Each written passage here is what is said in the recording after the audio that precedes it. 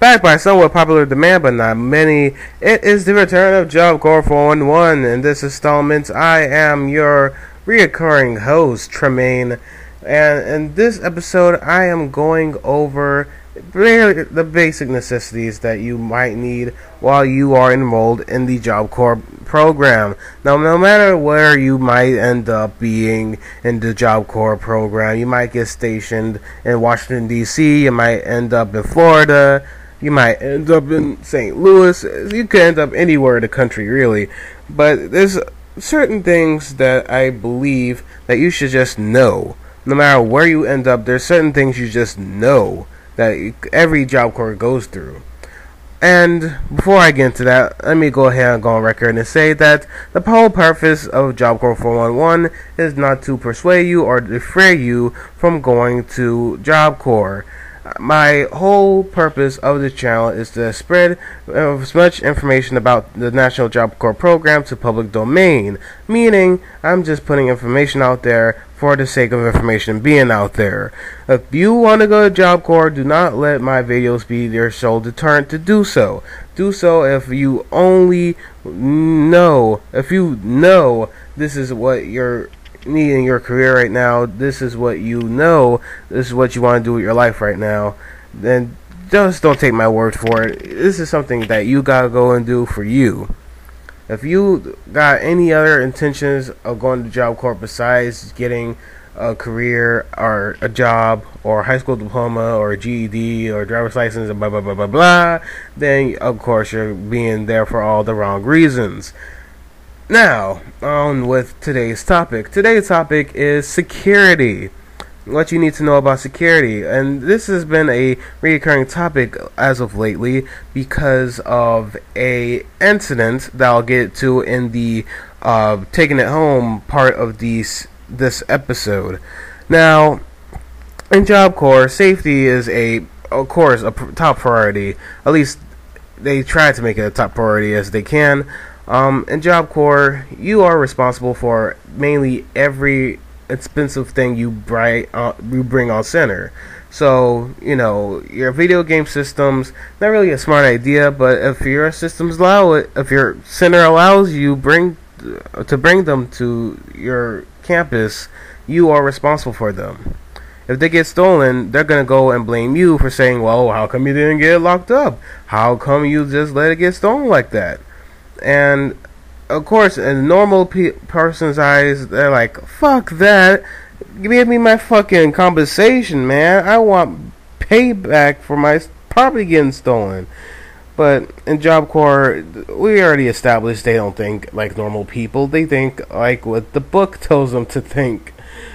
So if you're going to bring something that means a lot to you, like for example, like a class ring or a family heirloom, don't bring it to Job Corps because chances are it might get stolen. And that's something I hate to say, and Lord knows I'm not here to baby you or, you know, tell you everything's gonna be all fine, alright child. No, I'm telling you like it is.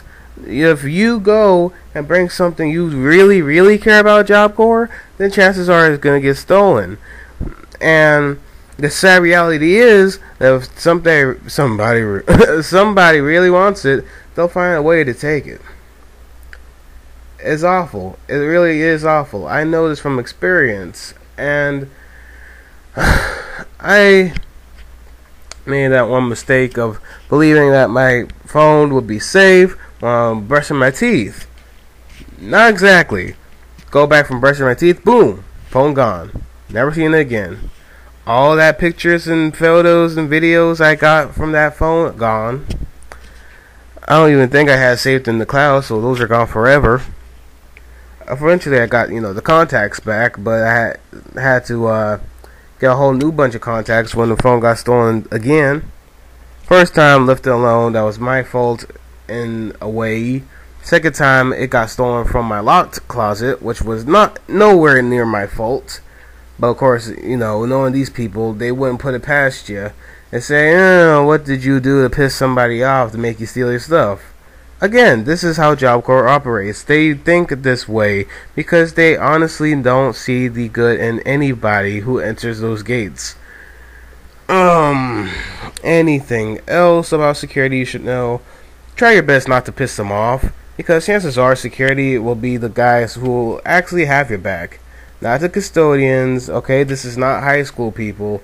No, and Job Corps, the security guards are the people who are more than likely going to be the guys who take you to campus, but take you to your interview, to take you in, even though it's like center lockdown for that hour. They'll let you go and slide because you're a cool guy, you nice kid, you don't get into too much trouble or whatever. Other than that, not really much to worry about security wise. Oh yeah, there are dirty officers. I'm not gonna pretend. I'm not gonna lie to you and say that Job Corps security is A1.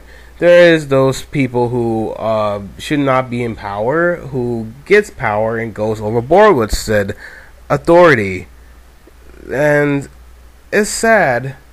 It really is that some people, they just talk mad reckless and just go and do whatever they damn feel like it because they wear a badge.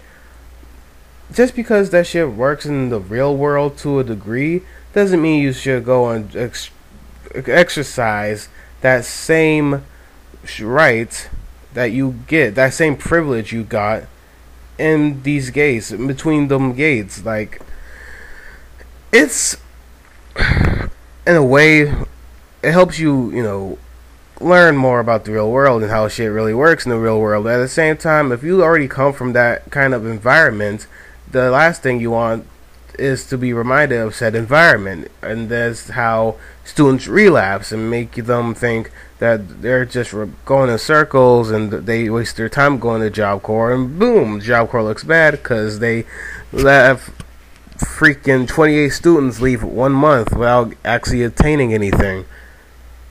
So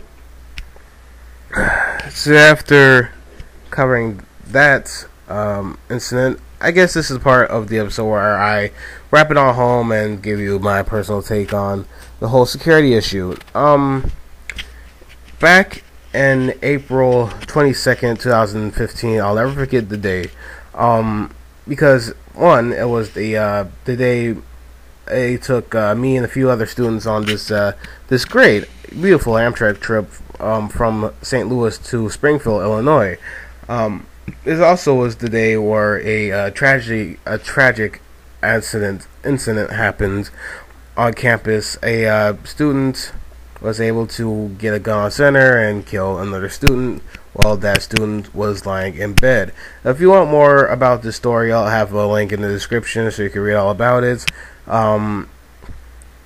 One student's behind bars for the rest of his life, and the other student's dead, and his parents will have to bury their sons. That's a sad tragedy I wish no parent would have to go through. Already bad enough that, most of us have to go through that with our parents one day. But the fact being that, you expected that you're going to be safe and secure, especially on the government facility, right? Obviously not, because if somebody wants you dead, even if you're in Job Corps, they're gonna get you dead, apparently. I knew people who was at this location at that time that was really stricken up because they really felt like they could have been, like, maybe shot if they got in the guy's way or something. Thank God I was not in that situation. I was in a whole different side of campus when that whole thing went down. But I just, couldn't help but imagine how it felt to be in that situation, knowing that somebody in your dormitory just died, and now everybody's just going on the frenzy. Like, did he get shot? Was he murdered? Was it natural causes? Blah, blah, blah, blah.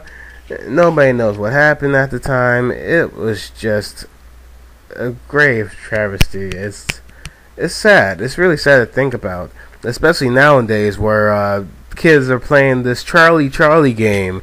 You know, the little Charlie game. They got the pencils on the paper, and you say, Charlie, tickle my balls. That stupid game.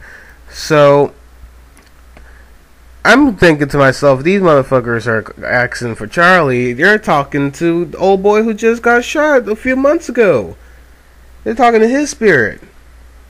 At least that's how I see it. So that's my point of view about the whole safety and security issue in Job Corps, if you even call it that. Thank you guys for tuning in and listening to this installment of Job Corps 411. Let me know how the audio sounds, because I'm trying something new. If it sounds better than the microphone I've been using before, let me know. And thank you guys so much for always watching and spreading the videos and whatnot. 20 subscribers, that's crazy. It's like a new subscriber every week, and I don't even be on top of this channel like that. And yeah, thank you for guys, all the views from that St. Louis dormitory tour. I imagine a lot of people wanted to see what it looks like, and I'm glad I was able to provide the opportunity for some people who might not get to see what a St. Louis Job Corps Center dormitory might look like. Until next time, my potential students and potential military goers, be well, be kind to one another, take care.